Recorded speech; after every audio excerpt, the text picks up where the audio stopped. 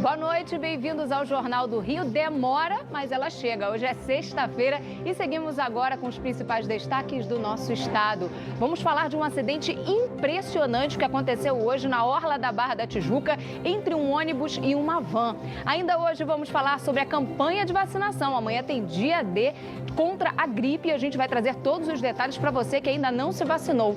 Hoje tem Divirta-se, tem dica cultural aqui no palco, ao vivo, no Jornal do Rio, trazendo para você as principais dicas para você aproveitar muito bem o seu fim de semana. E na série O Rio pelos Cariocas, o último capítulo está chegando para falar de quê? De música, dos ritmos do Rio. Eu espero você em 30 segundos, não sai daí não.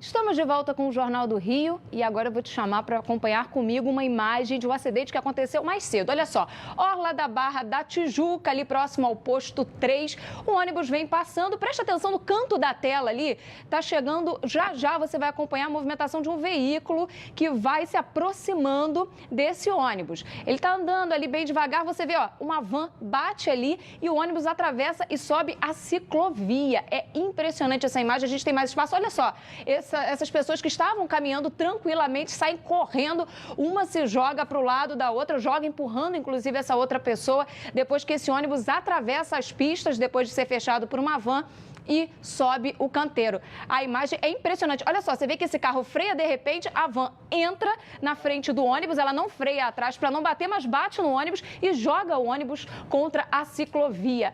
A gente entrou em contato com o Corpo de Bombeiros e a informação é de que ninguém ficou ferido nesse acidente, por isso ninguém acionou o Corpo de Bombeiros. A Rio Ônibus, responsável pelos ônibus, e também a empresa responsável por essa aviação, nesse ônibus aí que você acompanha, o 805, que é Jardim Oceânico Alvorada, a Aviação Tijuca. A Aviação Tijuca disse que colabora aí para as investigações, que nesse caso houve um fechamento por parte dessa van e que cabe agora aos responsáveis entrarem num acordo para solucionar esse problema. Mas que imagem impressionante, aquelas pessoas que conseguiram fugir tiveram um excelente reflexo aí.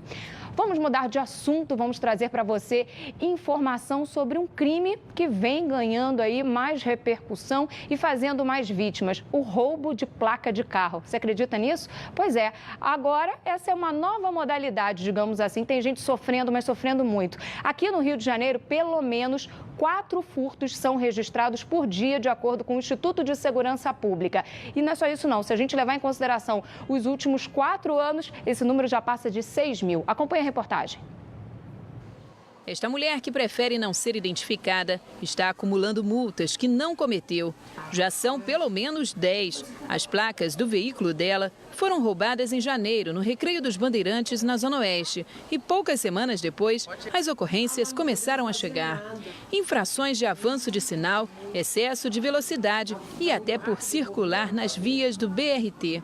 Ela só teve a certeza de que era um carro semelhante ao dela, usando as placas roubadas, porque atualizou as suas para as do Mercosul, que são diferentes das que aparecem nas imagens. Até quando eu vou ficar recorrendo, né? Não tem como. Preciso de uma posição da polícia ou de algum órgão que possa resolver esse problema. A motorista fez registro sobre o furto da placa, mas agora não sabe o que fazer, pois as multas continuam a chegar. Eles falaram, se eles cometerem um crime ou um assalto com o teu carro e a polícia te pegar, é você que vai. Então, o nome nas multas, o nome na documentação é o sua. Em média, 4 veículos têm as placas furtadas por dia no Rio de Janeiro. Os dados são do Instituto de Segurança Pública e apontam que entre os anos de 2014 e 2017, houve pouco mais de 6.200 registros. Este delegado diz que a vítima deve registrar a ocorrência assim que identificar o roubo e que o motorista deve retornar à delegacia caso as multas comecem a chegar para evitar problemas futuros. É importante que ela procure a Polícia Civil, que ela procure uma delegacia de polícia, DRFA, nossa delegacia de roubo de furto de automóveis, e reporte o que está acontecendo. Reporte que o carro dela foi clonado, né? Leve os documentos, leve as multas, né? Mostrando ali o que aconteceu com o carro dela, para a gente poder resolver esse problema e para a gente poder pegar esses criminosos, né, que estão agindo. Esse é o mais importante, porque solucionar o problema, como a gente ouviu aí essa motorista, não tem solucionado muito registrar, não. Mas é a partir dessas informações, da atuação desses responsáveis por essas quadrilhas, que a polícia vai conseguir aí avançar nessas investigações. Mas o transtorno continua sempre sendo do cidadão, né? Ele vai lá, faz tudo certinho, entra com a documentação, paga todas as taxas, mas o que acontece? Mesmo registrando na delegacia, entrando em contato com o Detran, a situação não é resolvida e a dor de cabeça continua. Vamos mudar de assunto, mas vamos continuar falando de veículos. Vamos falar agora de uma história inusitada. Imagina você dirigindo o seu carro e, de repente, a passageira que está ali do seu lado entra em trabalho de parto. Foi isso que aconteceu com um taxista aqui no Rio de Janeiro e é ele que vai contar essa história pra gente. O dia do taxista José Carlos estava tranquilo. Ele estava na Praça Afonso Pena, na Tijuca, zona norte do Rio, quando pegou duas passageiras. O que José Carlos não imaginava era que uma delas entraria em trabalho de parto. Ela começou a gritar de dor, dizendo que o filho estava nascendo. Aí eu, desesperado, comecei a sair roletando tudo, tentando fazer o que é possível. Foi aí que começou a saga para conseguir chegar ao hospital. O trânsito na hora do rush estava pesado, mas ele teve uma ideia assim que avistou uma viatura da Polícia Militar. Joguei o carro em cima da viatura, eles se assustaram até comigo.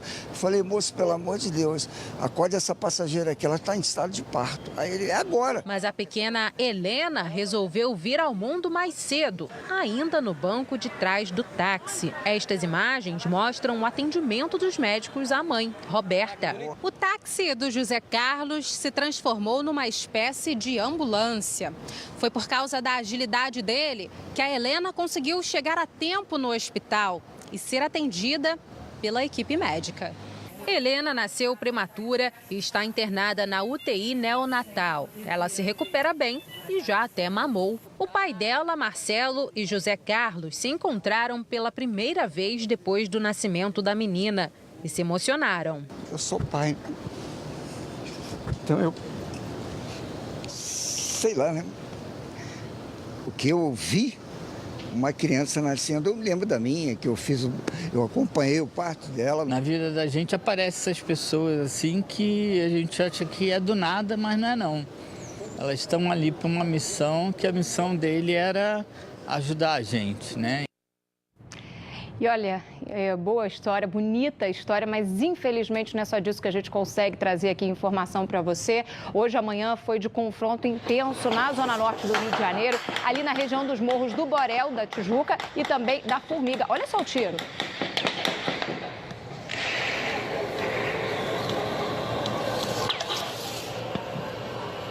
Confronto que aconteceu bem cedo, desde o início da manhã, uma operação da Polícia Militar na região, da Coordenadoria de Polícia Pacificadora. E para saber o balanço dessa ação, a gente chama agora ao vivo a repórter Marcele Setúbal. Marcele, boa noite para você. Qual a situação de momento? Thaís, boa noite para você, boa noite a todos. Essa operação lá no Morro do Borel, na zona norte do Rio de Janeiro, aconteceu na manhã de hoje, deixou 4 pessoas mortas e, de acordo com a Polícia Militar, são suspeitos de integrarem aí o tráfico de drogas na região.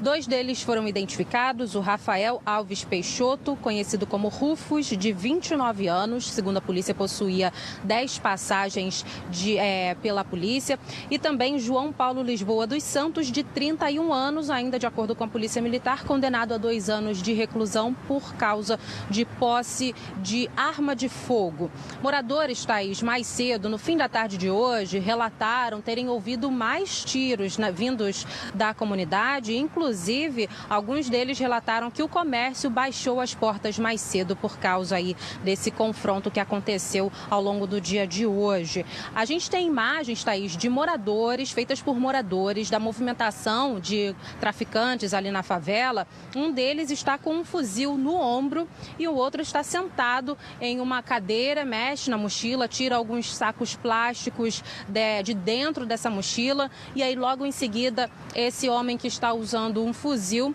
é levado, ele sai, na verdade, de cena e essa imagem foi feita aí por moradores da região. Inclusive, nessa operação mais cedo, Thaís, só para completar esse balanço, de acordo com a Polícia Militar, foi apreendido um fuzil, 2 pistolas e também carregadores e munições, além de drogas, Thaís.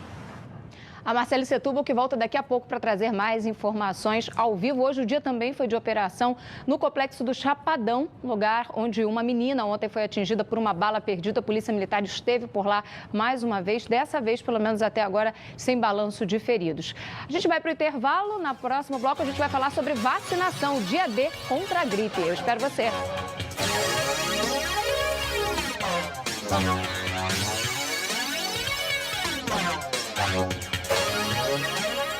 Jornal do Rio.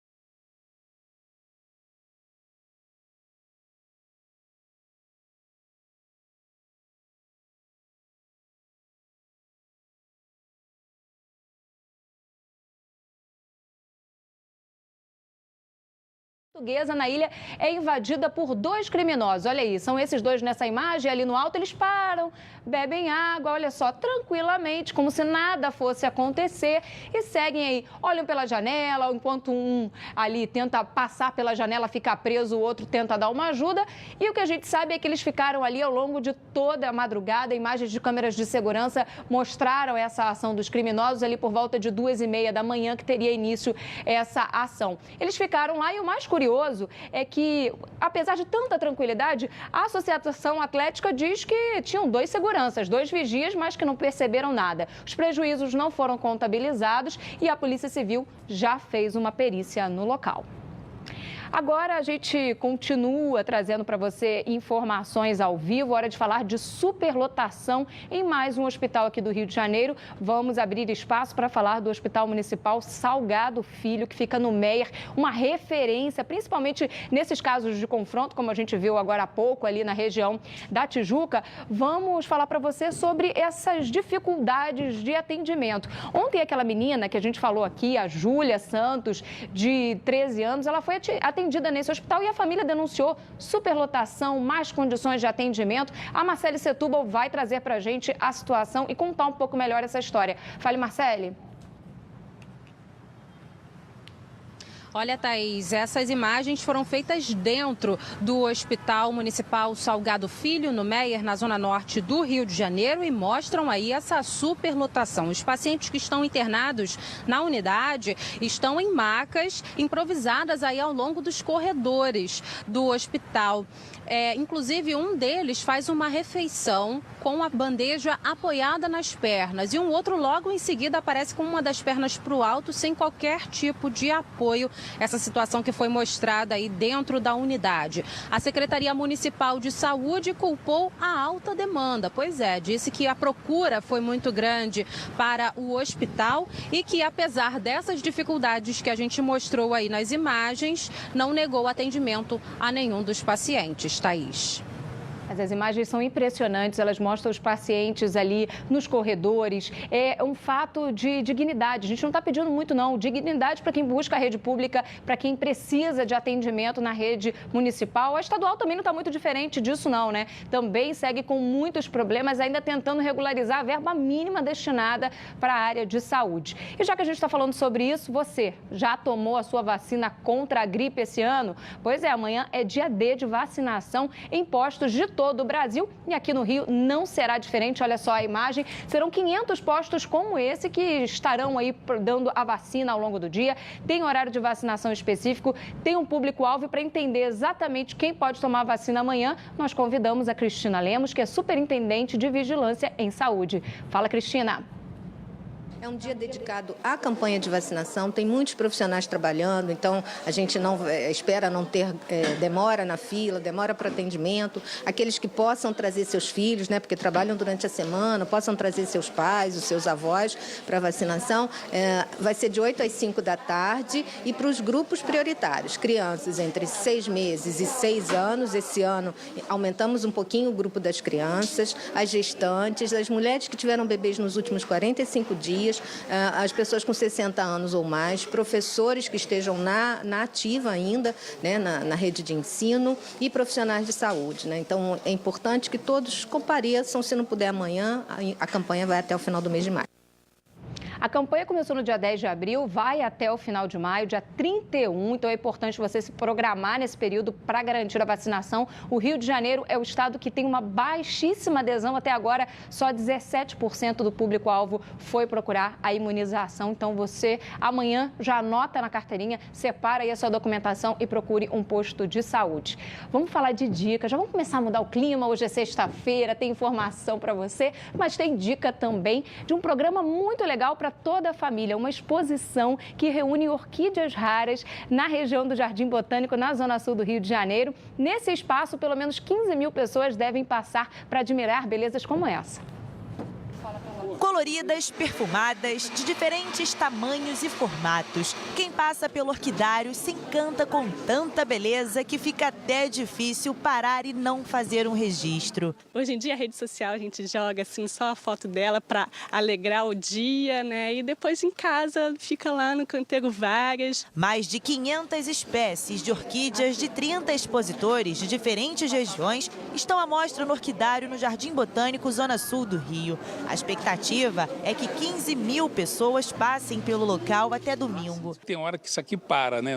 Não se consegue circular, porque as pessoas realmente ficam encantadas pela orquídea. A exuberância é tanta que algumas plantas até são premiadas com faixas. O destaque foi para a Cattleya valqueriana. O nome é complicado, mas a espécie nativa do Cerrado brasileiro salta aos olhos. E o responsável por tanta delicadeza e cuidado vem de Bruno, que trabalha no ramo há 10 anos.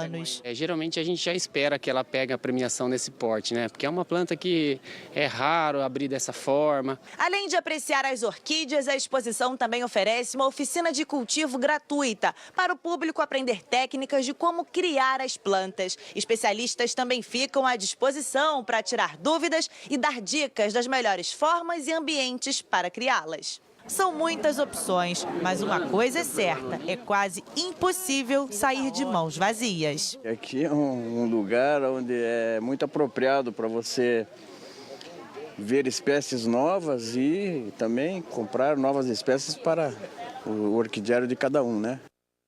Difícil escolher uma só. Depois do intervalo tem mais dicas chegando. Divirta-se ao vivo por aqui. E ainda o último capítulo da série O Rio pelos Cariocas. Vamos falar de música. Eu te espero, hein?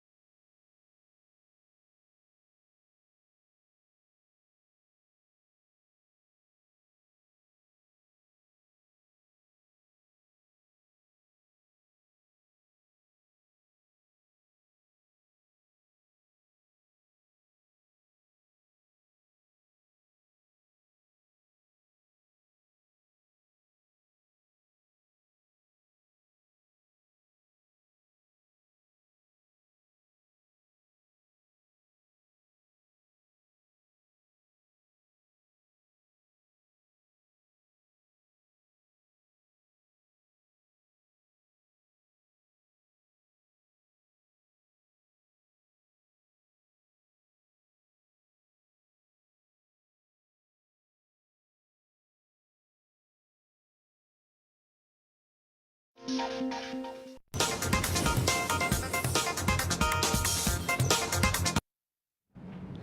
olha, a partir desta semana, o Divirta-se, esse quadro que você já adora, fica aí ansioso para saber como se programar para o fim de semana, agora será ao vivo. Natasha Franco passa a fazer companhia, sempre às sextas-feiras, trazendo para você os melhores programas do Rio de Janeiro. Boa noite para você, Natasha. Boa noite, Thaís. E hoje a gente já começa com o pé direito, com o convidado Eduardo Dussek, que tem uma programação belíssima na Praça Mauá, de graça, porque para estrear o Divirta-se ao vivo tinha que trazer uma programação gratuita, nível, né? Alto nível.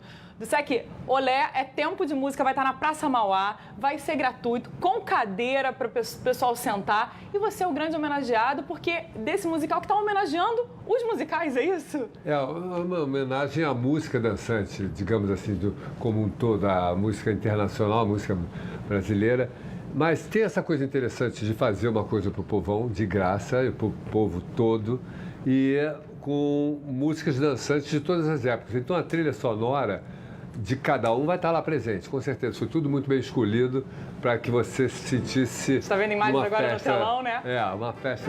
Tem esse clima o tempo inteiro. Tem orquestra, vai ter, como você falou, música internacional, vai ter as grandes músicas brasileiras também, né? Ou seja, uma mistura realmente de talentos e de vozes maravilhosas, né, Dussek? Vozes maravilhosas. A Milena, que está cantando aqui agora, por exemplo, é do The Voice, e tem uma voz negra maravilhosa. O Marcelo Ricardo também é outro negro maravilhoso, com essa voz maravilhosa que a raça tem, que é orgulho do Brasil. E temos as cantoras mais francesas, assim, que brasileiras também, são as Cafeínes. E temos o Eduardo Dussek, né? Vamos pedir para ouvir um pouco o Dussek cantando? Ó, a gente tem um trechinho desse musical. Ó, tá aí. Roberto Carlos, vai ter o importante é que emoções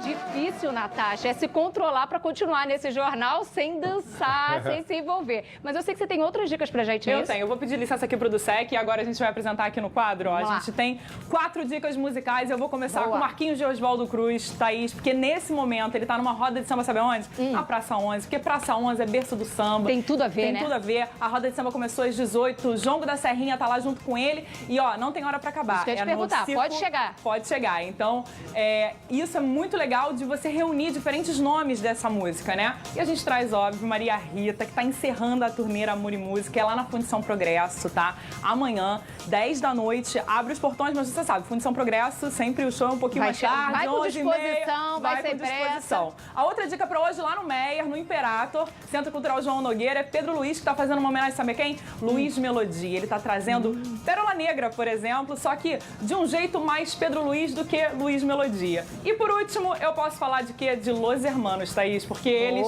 estão se encontrando e amanhã lá no Maracanã, que vai estar lotado, ainda tem ingresso disponível, é bem pouquinho, mas ainda tem. Posso dizer, eu queria estar lá, mas eu vou estar trabalhando, então não vou conseguir chegar. O portão abre 5 da tarde amanhã, mas o show só começa às 9 da noite. É uma turnê, então, porque eles não se encontram sempre, né? Então, quando se encontram, é algo muito importante. Essas foram as 4 dicas do Divirta-se, mas a gente não pode conversar com você. Vamos conversar mais, porque eu gostaria muito de estar em todas, mas não consigo. Mas vou tentar de verdade amanhã estar na Praça Mauá.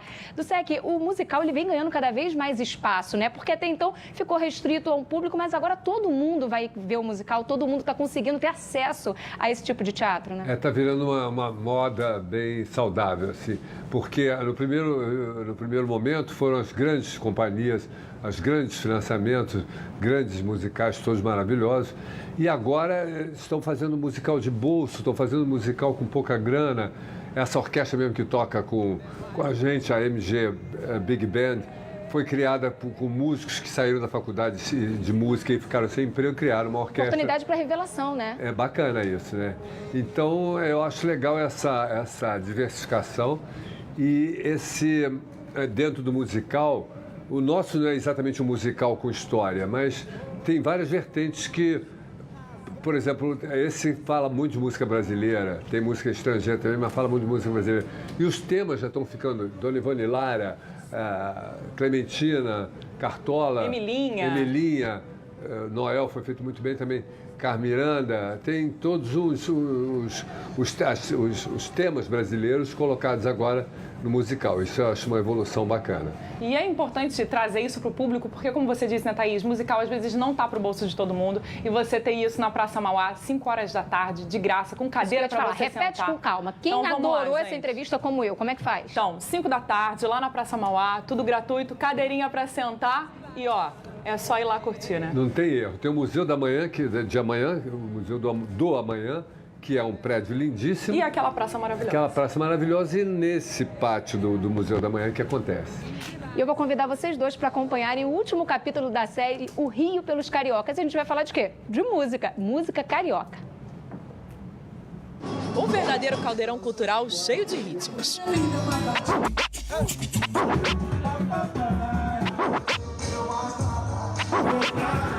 Rio do Samba. Parece a mesma coisa, né? Samba e Rio de Janeiro se confundem. O Samba do Trabalhador, que acontece às segundas-feiras no Rio de Janeiro, só pode acontecer porque é o Rio de Janeiro, né? Porque nenhuma cidade se permitiria afrouxar a gravata numa segunda-feira à tarde, encarar um samba, uma terapia à base de cerveja, alegria, confraternização e cantar. Rio do Forró. Um rio que é puro gingado. Veio para o Rio de Janeiro, veio para Madureira, tem que passar no bairro do Charme do Viaduto de Madureira. Eu me vejo ali. Negros, roupas grandes, estilosas e tal, eu me vejo ali, entendeu? Chega aqui no viaduto, você não sabe dançar, alguém te puxa, vem, eu vou te ensinar. Isso é muito legal, porque todo mundo um ajudando o outro.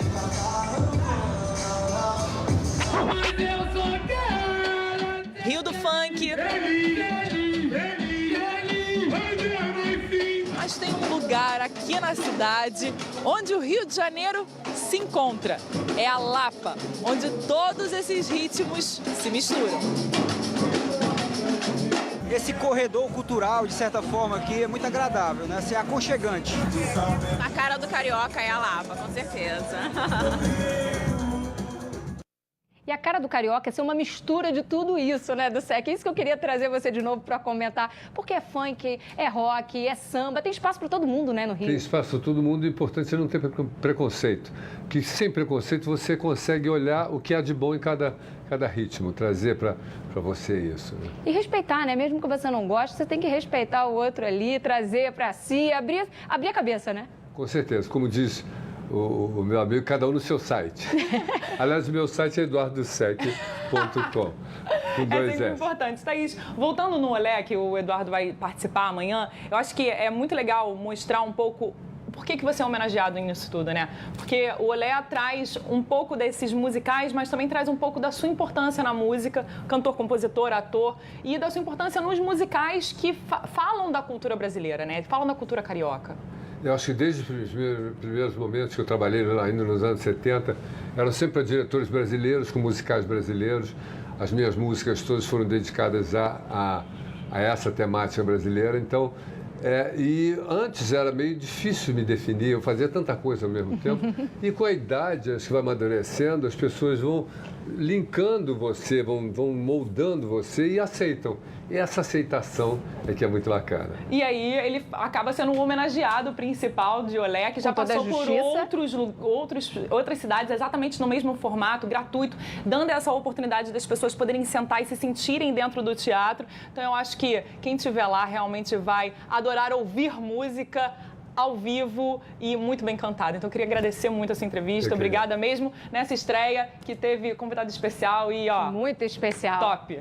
Um beijo para você do SEC, um beijo, Natasha. E a gente vai encerrar, lógico, com o do SEC, um pouquinho mais dele aqui para você que acompanhou o Jornal do Rio. Um beijo grande. Bom fim de semana.